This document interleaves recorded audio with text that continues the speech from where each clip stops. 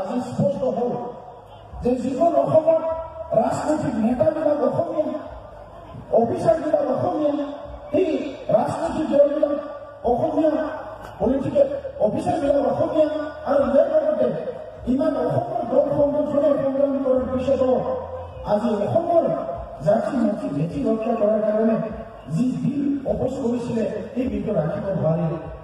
আৰু ইয়াৰ লগতে আমি দেখিলো জনজাতিসকলে বাৰম্বাৰ কোৱাৰ পিছতো আমাৰ বিশ্বাসত দূৰাই পেলাই যিসকলৰ 50 লাখ 60 লাখ 70 লাখ পপুলেশ্যন আছে সেইসকলক আজি দৃষ্টি কৰিলে কি ক্ষুদ্ৰ ক্ষুদ্ৰ জনগোষ্ঠীবিলাক জীয়াই থাকিব নালাগে নেকি?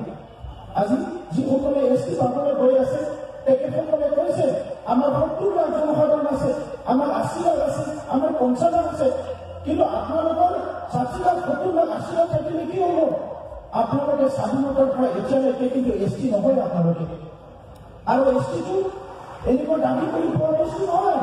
ST হ'বলৈ বৈশিষ্ট্য লাগিব, কেৰেক্টাৰিষ্টিক লাগিব, আৰু সংবিধানত এই বৈশিষ্ট্য কেৰেক্টাৰিষ্টিক স্পষ্ট কৰি থোৱা হৈছে। আজি ৰাজনৈতিক লাভালাভৰ কাৰণে যিসকলে ৱেষ্ট বেংগলত ST হৈ আছে এইসকলক ইয়াত ST কৰি আমিতো মানিব নেকি? যিসকলে কোনোদিনে পাৰিলে নহয় এইসকলক আজি ট্ৰাই কৰালে আমি মানিব নেকি? আমি সংগঠন কৰা নাই নেকি? আজি এই কথাটো স্পষ্ট কৰি দিলে যে তেখেতসকলে জনজাতিসকলক আমাক সদায় মানি আহিছোঁ যে চাই আমি কথা কৈছোঁ এইটো আজি স্পষ্ট হ'ল।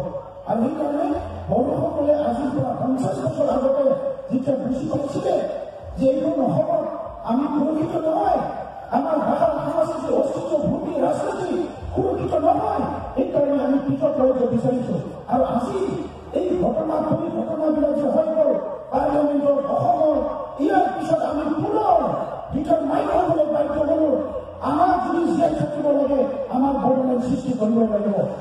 আৰু যিবিলাক পৰিস্থিতিৰ বিনিময়ত আমি বড়োলেণ্ড আন্দোলনটো চলাই লৈ যাম, বড়োলেণ্ড সংগ্ৰামটো চলাই লৈ যাম, যেতিয়ালৈকে বড়োলেণ্ড নহয় আমি শান্ত নহওঁ।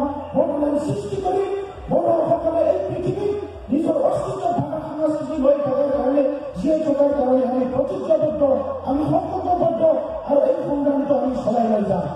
আৰু স্পষ্ট কথা, এই সংগ্ৰামটো বড়ো ওলাবৰ নহয়, এই সংগ্ৰামটো কোনো জাতি জনগোষ্ঠীৰ বিৰুদ্ধে নহয়, এই সংগ্ৰামটো বড়োসকলে জীয়াই থকাৰ সংগ্ৰাম।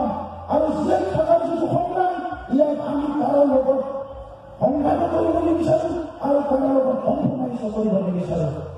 আৰু সেইকাৰণে ইতিমধ্যে 5,000তকৈ অধিক লোক আমাৰ প্ৰাণ আহুতি দিলে, 25,000তকৈ অধিক জেলত গ'ল। আজি সংগ্ৰামী দিয়া বড়োসকলক সদায় থকালৈকে জেলত নালাগে। ভূমি বড়োসকলে কৰিছে নেকি? অস্ত্ৰ সংগ্ৰাম কি কোনোবা বড়ো যুৱকে কৰিছে নেকি? অইন সকলোতো কৰিছিলে, অইন সকলোতো বোমা দিছিলে, অইন সকলোতো মানুহ মাৰিছিলে, এই সকলোতো আমি জেলত যোৱা এই কথাবিলাক আজি হৈ আছে। আৰু ধৈৰ্যৰ এটা সীমা থাকে। গতিকে স্পষ্ট কথা, অতি শীঘ্ৰে ভাৰত চৰকাৰে আলোচনা অনুষ্ঠিত কৰক, ত্ৰিপাক্ষিক বৈঠক অনুষ্ঠিত কৰক আৰু বড়োলেণ্ড সৃষ্টি কৰক। সেইটোৱে আমাৰ আপিল।